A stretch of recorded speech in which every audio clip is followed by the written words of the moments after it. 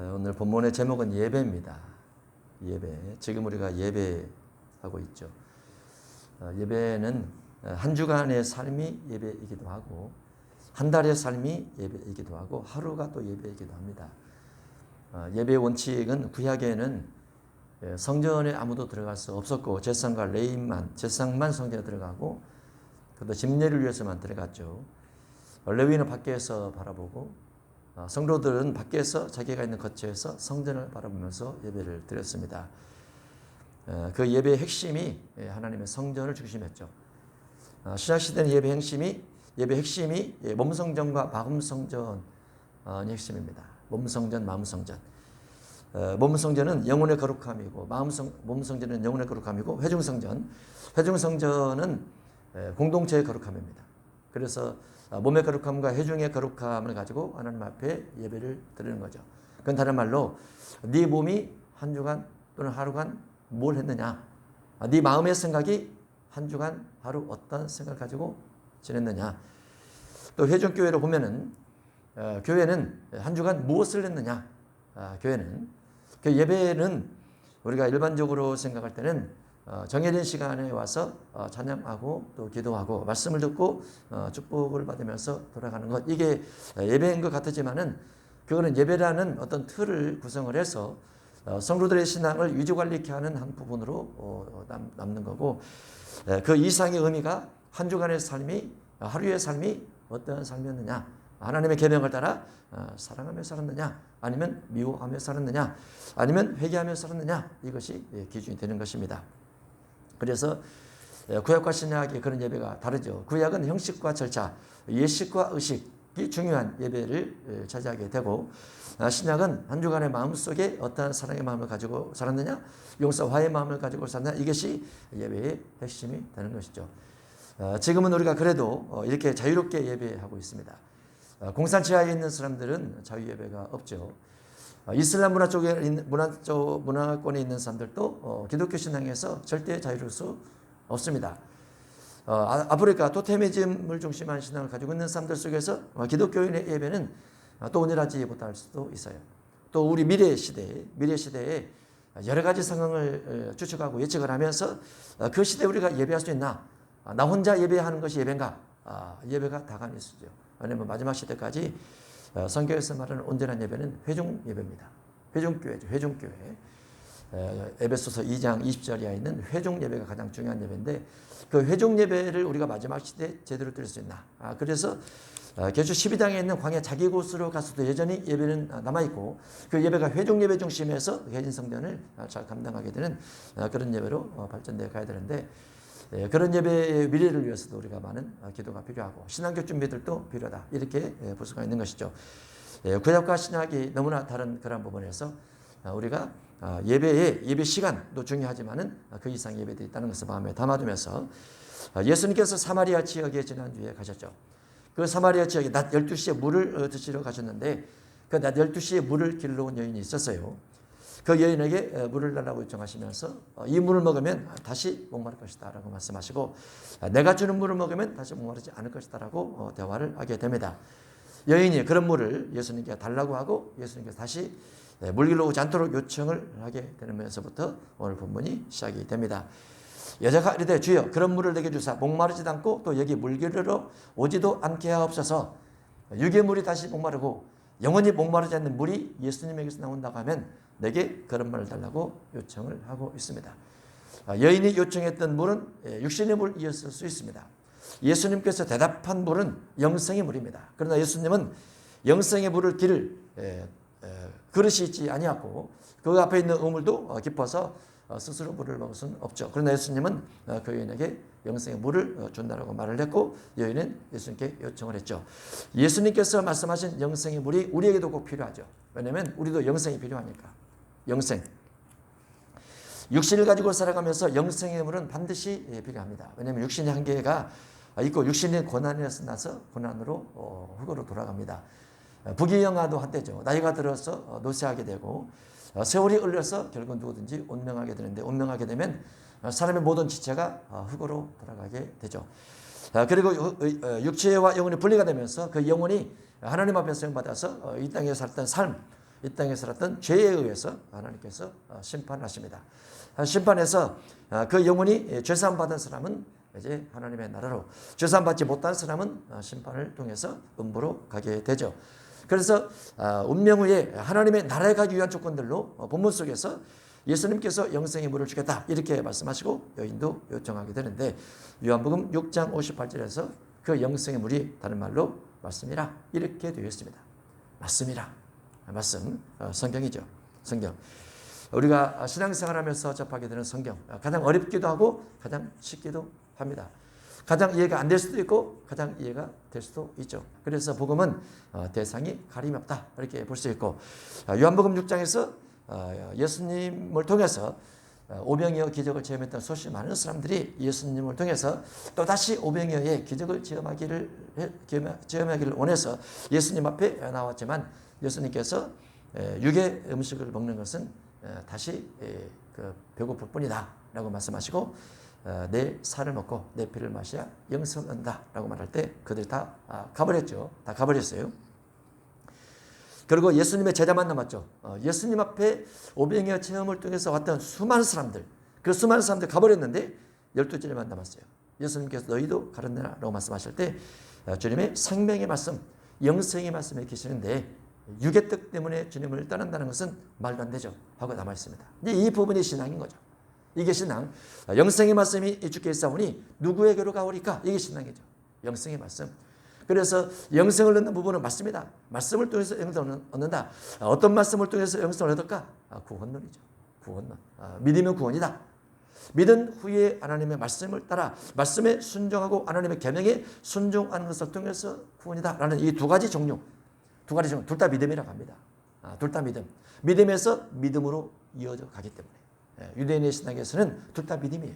둘 다 믿음. 우리가 가지고 있는 성경 속에는 한 단어만 기록이 되어 있습니다. 오직 믿음, 이 한 단어만 되어 있죠. 그러나 문맥으로 보면은 특히 사복음서에 믿음에서 믿음으로 이르는 로마서 1장 17절의 말씀이 명확하게 우리에게 적용되어지죠. 그래서 영생의 말씀에 계시오니, 영생의 말씀에 주께 있사오니, 비록 떡을 배불리 먹지 못한다 할지라도, 또 비록 떡이 없다 할지라도 나는 누구에게 가지 않겠습니다. 이게 이제 예수님께서 그 여인에게 준 영생의 물이 되는 것이죠. 예수님께서 이제 이 영생의 물에 대해서 그 가족사를 꺼냅니다. 이러시되 가서 네 남편을 불러오라. 여자가 대답하되 나는 남편이 없나이다. 있는데 없다고 하는 거죠. 있었는데 없다고 하는 것이죠. 여럿 있었는데 없다고 하는 것이죠. 그러면 그 여인의 마음속에는 남편이 없다, 그 말이 맞다고 말이죠. 예수께서 이르시되 네가 남편이 없다는 말이 옳도다. 너에게 남편 5 있었고 지금 있는 자도 네 남편이 아니니 네 말이 맞구나. 동네 사람이 들었을 때는 거짓말하고 있네 이렇게 말했을 것입니다. 그 여인의 말을 듣고 동네 사람은 그 여인을 알고 있으니까. 그 예수님은 그 여인의 내면을 꿰뚫고 그 여인의 내면 속에 공허함, 여러 남편이 있었음에도 불구하고 남편이 없다는 그 공허함의 마음을 예수님이 알으시고 맞아, 네 말이 맞다라고 대답을 해주고 있는 거죠. 다만 이런 과정을 통해서 그 여인은 예수님이 선지자임을 깨닫게 되고 예수님도 그 여인에게 자신의 선지자임을 또는 그리스도심을 나타내 보이고 있습니다. 예수님은 요한복음 2장에서 예수님의 친히 모든 사람을 아심이요 그가 친히 사람의 속에 있는 것을 아셨음이라. 속에 있는 걸 아셨음이라. 예수님은 마음을 다 깨뜨리시죠. 여자가 이르되 주여 내가 보니 선지자로소이다. 선지자는 환상과 꿈을 통해서 또는 예언을 통해서 모든 비밀과 모든 지식을 아는 분입니다. 예수님은 그렇게 모든 비밀과 모든 지식을 알게 된 것이죠. 그래서 그 여인과 대화를 할 때 그 여인의 필요성에 맞게 예수님이 채워주는 역할을 하시게 되는 겁니다. 우리 조상들은, 그 여인의 조상들은, 사마리아 지역의 조상들은, 북왕국 이스라엘의 조상들은 이 산에서 예배했는데, 이 산, 사마리아 산, 북왕국 이스라엘과 남유다가 나눠지면서 북왕국 사람들은 북왕국 중심에서 예배를 하는데 베델에서 예배를 하고 단에서 예배를 하고 사마리아에서 예배를 합니다. 베델과 단에는 금송아지가 성전 안에 만들어져 있었고 사마리아에는 바알신이 또 아세라상이 그곳에 있었습니다. 나름대로 성전이지만, 국가에서 지은 성전이지만, 국가 권력이 지은 성전이지만, 멋지고 아름답지만 그럼에도 불구하고 그 내면에는 금송아지 그리고 바알신, 아세라 신이 그곳에 있었던 것이죠. 그러면 유대인 하나님의 성전에는 뭐가 있었을까요? 하나님의 성전에는 아무것도 없습니다. 구약에는 법궤만 있죠. 신약 교회도 교회에 와서 예배를 드릴 때 교회 안에 신을 찾아보면 신이 없어요. 사실은 그렇지 않습니까? 어떤 사람은 십자가 신이라고 하는데 십자가는 신이 아닙니다. 불교 가면 신이 있잖아요. 덩굴에 누이 있잖아요. 어느 종교로 가더라도 다 형상들이 있어요. 하다못해 초상달을 놨죠. 초상달도 있죠. 근데 기독교 신은 없습니다. 말씀이 신이죠. 말씀이 육신 되오신 말씀이 신이에요. 말씀이. 그러나 북왕국 이스라엘은 국가가 분열이 되면서 그곳에 신을 만들어뒀는데 베들과 단에 금송아지, 사마리아에 바알신과 아세라 상을 만들어 두었다고 말했죠. 그리고 시대가 흘러서 수백 년이 지나면서 그 후손들은 그게 하나님인 줄 알고 있어요. 그게 하나님. 왜냐하면 국가 권력에 의해서 바알신과 아세라신 그리고 금송아지 신을 오랫동안 섬겨오다 보면은 그 국민들이 그 신이 참된 신으로 인식할 수밖에 없는 것이죠. 북한에서 태어났던 전후 세대 사람들은 주체 사상이 다른 말로 국가를 통치하는 헌법이 되고 그 국가의 최고 지도자가 신이 되게 교육을 받았기 때문에 신이 되는 거죠. 그 다른 종교는 몰라요. 왜 모릅니까? 외국의 문화가 들어간 적이 없어요. 외국의 문화를 받아들이지도 않고 외국의 종교를 받아들이지도 않습니다. 그래서 어렸을 때부터 자라면서 그 교육을 받은 사람은 그게 신이 됩니다. 그래서 북왕국 이스라엘 같은 경우도 여로보암 왕 시대는 베델과 단의 금송아지를 두고 신이라 강요를 했지만은 후대 사람들은 사마리아 산에 아합이 세운 바알신과 아세라상을 신이라 이렇게 부르게 되는 거고 그것이 예수님 당시까지 이어져 가게 된 것이죠. 그것이 하나님인 것처럼 그렇게 신으로 신성시했었을 겁니다. 당신들의 말은 유대인들의 말은 남유다 사람들의 말은 예배할 곳이 예루살렘에 있다고 하더이다. 사마리아 산에 있지 않고 예루살렘에 있다고 하더이다. 예루살렘 곧 이삭을 번제로 바쳤던 모리아산 솔로몬 성전 또는 오르난의 타작마당이 그 장소입니다. 그러니까 사마리아 바알신 아세라 신을 섬겼던 그 장소 그 다음에 남유다에서 솔로몬 성전을 짓던 그 장소가 다른 거죠. 그런데 남유다 사람들은 예루살렘을 중심해서 솔로몬 성전 그곳이 예배할 곳이라고 하더이다 이렇게 질문을 하고 있는 거죠. 예수께서 이르시되 여자여 내 말을 믿으라. 이 산에서도 말고 예루살렘에서도 말고 이 산 사마리아 산에서도 말고 예루살렘 솔로몬 성전 터를 중심한 성전에서도 말고 하는 말로 구약은 예배를 장소 중심에서 드립니다. 구약은 예배를 성전이라는 건물 중심에서 드립니다. 왜냐하면 하나님께서 그 장소에 임재하시고 하나님께서 그 건물에 임재하시기 때문에 그래서 구약의 많은 모세 이후에 1500년 동안 아브라함 이후 2000년 동안 한 장소 중심에서만 성전을 중심하고 한 장소가 아닌 하나님께서 성전을 지명해 주신 그 장소가 아니면 모든 예배가 아니었어요. 그래서 유대인들은 성전의 장소를 어마어마하게 중요하게 생각을 하고 그와 같이 북왕국 이스라엘도 사마리아를 중요하게 생각을 했던 거죠. 그런데 예수님이 오셔서 이 산도 아니고 저 산도 아니야. 저 산도 아니고 이 산도 아니야라고 말씀하시는 거죠. 이거는 구약으로 하면 어마어마한 충격입니다.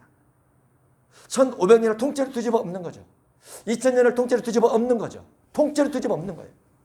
왜 예수님은 이 땅에 오셔서 예루살렘에서도 말고 사마리아 산도 말고 하나님께 예배할 것을 따로 말씀하셨을까요? 장수적 개념이 아닌 레위인 제사장 중심이 아닌 건물 중심이 아닌 또 다른 예배를 주님께서 왜 말씀을 하셨겠느냐고 말이죠. 우리가 예배라는 그 부분의 큰 신학의 틀을 잘 이해를 해야 됩니다. 우리가 구약을 읽을 때는 구약의 모든 신앙은 성전을 중심해요. 성전을 중심해요. 그래서 창세기부터 해서 창세기 아담과 그 다음에 노아가 단을 쌓죠. 그 다음에 노아의 아들 가인과 아벨을 단을 쌓습니다. 예배를 드리는 거죠. 단이 예배예요. 단이. 그게 성전이고. 그리고 노아 시대 지나서 이제 아브라함 시대도 단을 쌓습니다. 그것도 예배죠. 그런데 모세 시대에 와서 건물을 지으면서 건물 중심한 예배가 되는데 그 건물 중심한 예배가 모세 후에 1500년 동안 예수님 때까지 왔고 예수님 때 헤롯 성전이 있었죠. 그런데 예수님은 야 헤롯 성전도 아니야 라고 말하는 거죠. 솔로몬 성전도 아니야 라고 말하고 수르바벨 성전도 아니야 라고 말하는 거예요. 그리고 이 산도 아니고 저 산도 아니다 이렇게 말씀하고 있습니다. 유대인들이 들었을 때는 예수님을 향해서 당연히 돌을 던지죠. 성전 파괴다. 성전 무용론 이런 부분을 주장하기 때문에 그래서 예수님께서 재판을 받을 때 성전을 얼고 사흘이 짓는 자여 이 부분이 신성 모독죄로 들어갈 수 있는 겁니다. 그런 부분이. 그러니까 우리가 구약을 읽을 때는 성전을 중심하는데 성전에 무엇을 왜 성전을 중심할까? 그 의미가 무엇일까 중심에서 구약을 읽어야 돼요. 우리가 신약에 있지 않고 구약에 한 발을 걸치고 있는 사람이라면 우리는 구약을 있는 그대로 봐야 됩니다. 그러나 신약에 넘어온 사람들 같은 경우는 신약이 2000년 이상 지내온 사람들 우리들 관점에서는 구약을 읽을 때 신약의 의미를 부여해서 구약의 성전 제도는 신약에 와서 의미만 부여하면 되는 거야. 구약처럼 번제단 만들거나 구약처럼 떡상을 만들거나 구약처럼 법궤를 만들거나 이럴 필요가 없어. 구약처럼 성전이 어마어마하게 아름답고 멋질 필요는 없어. 회중들이 모이는 장소에 불과해. 그러나 그것도 소중한 거야. 이렇게 우리가 다뤄져야 되는 것이죠. 예수님 오신 이후에. 그래서 이 말씀 속에 이 산에서도 말고 예루살렘 사마리아 산에 있는 성전 말고 예루살렘에 있는 솔로몬 성전 헤롯 성전 말고 라고 말씀하고 있는 것입니다.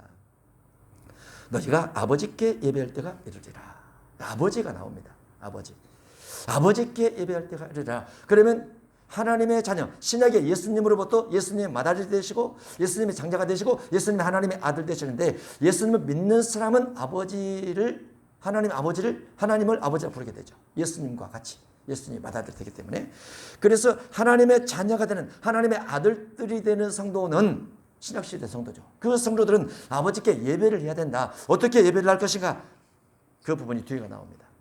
그 부분이 너희는 알지 못하는 것을 예배하고 사마리아는 알지 못하는 걸 예배하고 북왕국 이스라엘은 알지 못하는 걸 예배하고 왜? 역사와 전통 속에 잘못된 것으로부터 출발해서 잘못된 역사를 가지고 있고 잘못된 현재를 가지고 있기 때문에 북왕국 이스라엘 사마리아는 잘못된 것을 예배하고 알지 못하는 것을 예배하고 왔지 지금까지. 그러면 여로보암이 국가를 통치하기 시작하면서 예수님 때까지 1000년이 넘는 1000년이 조금 안 되죠.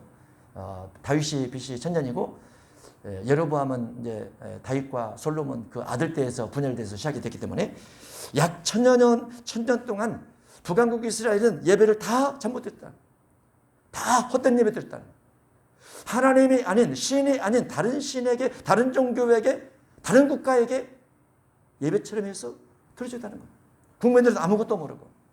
그래서 예수님께서 이렇게 말씀하고 있는 겁니다. 너희는 알지 못하는 것을 예배하고 지금까지 그것을 하나님을 섬기는 것처럼 역사로 가지고 왔지만 그 말이죠.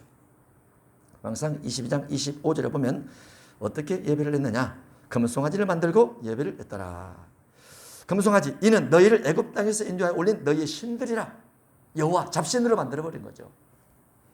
베델에 두고 단에 두면서 성전을 2개를 만듭니다. 산당들을 짓고 보통 백성으로 제상을 삼고 8째 달 곧 그 달 15째 날로 절기를 정하여 유대인 절기와 비슷하게 절기를 정하죠. 그리고 송아지에게 제사를 드렸으며 이게 이제 그들은 알지 못하는 걸 예배했다 그런 말이죠. 우리는 아는 것을 예배하노니 유대인 예배는 비록 북왕국과 완전히 다르지만 유대인 예배는 여러 가지 왕들도 타락이 되고 제사장이 타락이 되고 선지자도 레위인도 타락된 부분도 있고 백성이 타락된 부분도 있지만 그럼에도 불구하고 유대인 예배 속에는 모세 율법에 근거한 예배가 면면이 흐르고 있었어요. 비록 그 예배 성전의 흐름의 과정 속에 솔로몬 성전에서 무너지고 수르바벨 성전에 또 무너지고 헤롯 성전으로 이어지는 여러 가지 과정을 거침에도 불구하고 유대인 예배 속에 참된 예배가 있다고 말이죠. 그래서 예수님께서 우리는 아는 것을 예배를 한다. 너희는 모르는 걸 예배하고 이렇게 말하고 있는 거죠. 아는 것을 예배한다. 주월 3장 12절 예수님께서 아는 예배란 무엇인가? 모세가 이스라엘 백성들을 애굽에서 건져내올 때 하나님을 섬기는 것이 예배다. 하나님을 섬기는 것이 예배다. 이게 먼저 말을 하죠. 가장 기초되는 예배의 원칙입니다. 내가 그 백성을 애굽에서 인도한 후에 너희가 이 산에서 하나님을 섬기리니 이것이 내가 너를 보낸 증거니라. 섬김 예배. 이 섬김 예배란 다른 말로 내가 내 주변의 사람을 섬겼는가? 내가 내 하나님을 섬겼는가? 그 부분이 하나님을 섬겼는가? 이웃을 섬겼는가? 가족을 섬겼는가? 섬김을 중심한 것이 예배입니다. 창세기 22장 5절 아브라함이 종들에게 이르되 너희는 나귀와 함께 여기서 기다리라. 내가 아이와 함께 저기 가서 예배하고 우리가 너희에게로 돌아오리라 하고 우리가 너희에게 돌아오리라고 내가 아이를 저곳에 올라가서 죽여버리고 하나님께 드려버리고 다시 돌아오는데 나 혼자 돌아오지 않고 죽은 아이가 부활돼서 죽은 아이가 살아나서 너에게로 다시 돌아오게 될 것이다 라는 믿음의 예배입니다. 그 속에는 예배 속에 희생, 헌신, 그리고 부활에 대한 믿음이 있는 예배, 그런 마음들을 가지고 예배다고 말이죠. 그런 마음들. 출 33장 10절에 모든 백성의 회막문에 구름 기둥이 서 있는 것을 보고 다 일어나 각기 장막문에 서서 예배하며 모세가 하나님의 성막에 들어가고 모세가 하나님의 회막에 들어가고 모세가 하나님 앞에 들어갈 때 모든 백성들이 모세가 들어갈 때를 바라보면서 다 문에 나와서 서 있습니다. 왜냐하면 모세가 성전에 들어가니까 하늘로부터 구름 기둥이 쫙 내려오면서 불기둥이 쫙 내려오면서 하나님의 지성 속에서 모세와 대화를 하는 모습이 보이게 되는 거죠. 하나님의 임재입니다. 그 모습 바라보면서 이스라엘 백성들, 야, 하나님께서 모세를 통해서 말씀하신 말씀에 순종해야지. 모세는 우리의 지도자야 라고 모세를 경외하면서 하나님 앞에 예배를 드리는 거예요. 그 자체가 예배입니다. 그 자체가. 물론 이 섬김 예배와 그리고 희생 헌신의 예배와 순종과 경외 예배 속에는 뭐 찬송이 있다든가 주기도문이 있다든가 그런 거 없어요. 아무것도 없습니다. 근데 그렇게 예배를 드리는 자의 마음들은 하나님께 100%가 있는 거죠. 하나님의 말씀에 100%가 있는 거죠. 하나님을 사랑하고 하나님 앞에 헌신되고자 하는 마음들이 100%가 있는 거예요. 그 자체가 예배가 되는 거예요. 그 자체가. 형식과 과정, 절차, 이와 같은 것들은 이제 모세 율법을 통해서 정해진 어떤 순서에 따라 하긴 하지만은 하나님께서 원하시는 참된 예배는 바로 이런 것이 예배라고 말이죠. 그래서 우리는 아는 것을 예배한다. 이런 구원이 유대인에게서 남이라. 구원은 절대로 북왕국 사마리아에서 나지 않습니다. 구원은 예배도 마찬가지죠. 예배도 사마리아에서 나진 않아요. 왜냐하면 그거는 알지 못하는 예배이기 때문에 예배도 구원도 날 수가 없어요. 그러나 모세 율법의 중심에서 그 정신을 가지고 이어져 내려오는 그 예배 속에는 구원도 나고 당연히 예배도 나게 되는 거죠. 그 흐름이 신약으로 와서 오늘 우리에게 있는데 예수님께서 이 부분을 훨씬 더 세밀하게 말씀해 주십니다. 23절 아버지께 참되게 예배하는 자들은 아버지께 진실로 예배하고자 하는 사람은 아버지의 자녀가 돼서 하나님의 아들들이 되어서 정말로 예배하고자 하는 사람은 아버지의 아들들이 되게 된 자격 조건이 예수님께서 우리 죄를 위해서 빌려 죽어주시고 희생되어 주시고 지옥의 형벌을 경험하시고 3일 부활하셨는데 그것 때문에 우리가 하나님의 자녀가 됐다면 자녀된 하나님의 자녀된 백성들은 하나님께 예배를 해야 된다. 예수님께서 나를 위해서 빌려 주신 은혜가 너무나 크니까 하나님 앞에 예배 드릴 때도 그 감사 그리고 찬송 그다음에 마음의 성품 이런 부분으로 예배를 드리는 것이 원칙이 아니겠느냐. 나를 위해서 죽어주신 분이 있다는 거 잊지 마라. 나를 위해서 희생하신 분이 있다는 거 잊지 마라. 나를 위해서 고통을 당하셨다는 분이 있다는 것을 잊지 마라. 그것이 하나님 앞에 드리는 가장 기본적인 아들로서의 예배의 본 모습이다. 이렇게 볼 수 있죠. 그래서 예배 아버지께 참되게 예배한 자들은 영으로 예배하라 되었습니다. 그 뒷부분은 진리로 예배하라 이렇게 될 거. 영으로 예배하라. 어떤 영인가? 로마서 12장 1절이 하죠. 왜냐하면 예수님께서 세상으로부터 사단으로부터 우리를 건지기 위해서 오셨고 건지면서 많은 고난의 과정을 거쳤고 건지면서 사단의 마지막 예수님이 죽이는 이런 부분까지 들어갔었기 때문에 우리가 사단으로부터 건짐받은 사람은 세상으로부터 건짐받은 사람은 우리가 하나님 앞에 영으로 나아가야 되는데 너희 몸을 하나님이 기뻐하신 거룩한 산제물로 드리라 라고 되어 있습니다. 여기서 제물의 중요성보다는 거룩이 중요합니다. 하나님 앞에 예배할 때 거룩하냐라는 예배할 때 거룩하냐 이는 너희가 드릴 영적 예배니라. 영적 마음의 예배니라. 생각 예배니라. 너희는 이 세대를 본받지 말라. 세대를 본받지 말라. 세대 속에서 빛을 발할지언정 세대를 본받지 말라. 세대 속에 죄인으로 있는 사람을 건져내서 그 영혼을 구원할지언정 세대를 본받지 말라라고 말씀하시죠. 세대를 본받지 말라. 그런데 우리가 사실은 세대에 살고 있어요. 항상 세상 속에 살고 있죠. 우리가 세상을 여러 가지 바라보면은 정말 세상의 온갖 것들이 우리에게 다 들어와 있습니다. 그러나 그 속에서도 내가 거룩함을 잃어버리지 아니하지. 그 속에서도 내가 진리를 따라가야지. 이런 부분을 마음에 결심하고 또 가는 거죠. 왜냐하면 세대를 따라가면 그 마지막은 사탄 나라가 됩니다. 사탄 나라. 그리고 7머리 10뿔의 세계로 들어가죠. 마지막 시대는. 그 가운데서 세대를 따라가지 않기 위해서 우리가 열심히 노력하는 거예요. 열심히.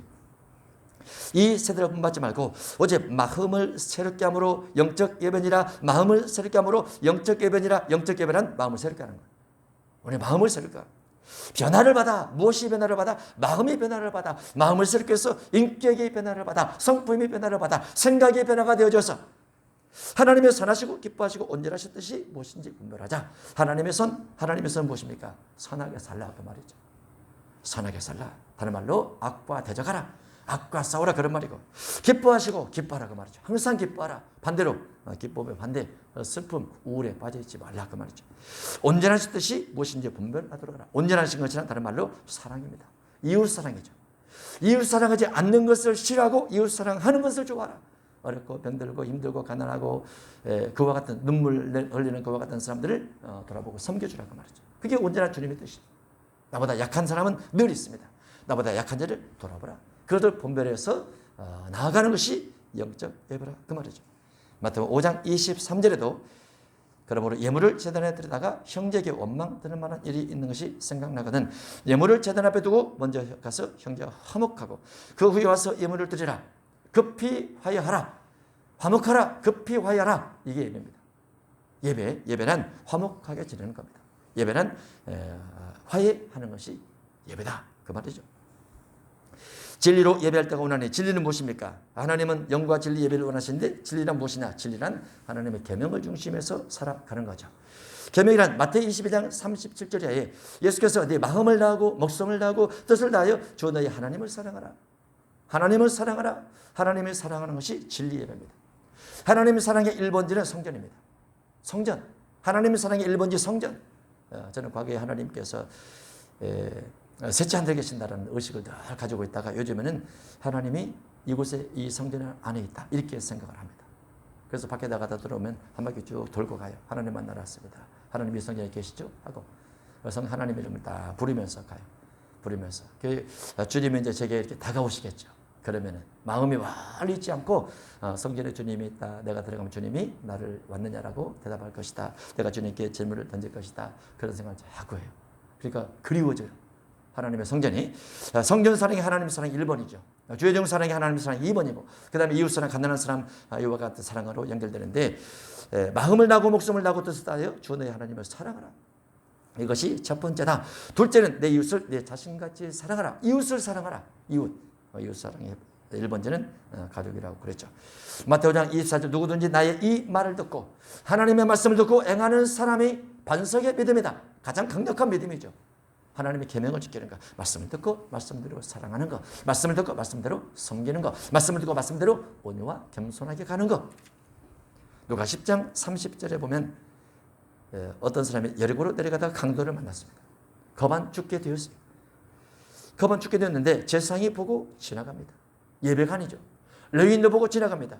예배가 아닙니다. 그런데 어떤 사마리아 사람은 그것을 불쌍히 여겨줍니다. 이 불쌍히 여기는 마음 자체가 예배예요. 어려운 사람, 힘없는 사람, 병든 사람 불쌍히 여기는 것 자체가 예배. 그 자체가. 아무리 오래 그 사역을 했다 할지라도 여전히 우리는 누군가를 보고 불쌍히 여기는 마음. 가난한 사람 보고 불쌍히 여기는 마음. 노인을 보고 불쌍히 여기는 마음. 병든 자를 보고 불쌍히 여기는 마음. 그 자체가 예배가 되기 때문에. 그래서 예수님의 사마리아 사람을 예를 들어요. 제사장은 지나가고 레위인도 지나가는데 사마리아 사람은 여행하는 중 거기를 그를 보고 불쌍히 여겨 가까이 가서 기름과 포도주를 그 상체에 붓고 싸매고 자기 짐승에 대고 주막으로 데리고 들어가서 돌보아 주니라. 돌봐주는 것. 돌봐주는 것. 그래서 요양보호사, 요양사, 사회복지사 이런 분들은 비록 페이를 받고 일을 하긴 하지만 아주 숭고한 사역이라고 봅니다. 왜냐하면 돈 이상의 수고로움이 있어요. 그 사역들은 돈의 가치 이상의 수고가 있어요. 섬김이 있고 그 예배의 한 부분을 감당하고 있다. 이렇게 보게 되는 거죠. 이튿날 그가 주막 주인에게 된다는 둘을 내어주며 이르되 이 사람을 돌봐주라. 비용이 더 들면 내가 돌아올 때 갚으리라. 비용까지 볼러스에서 섬김이 있죠.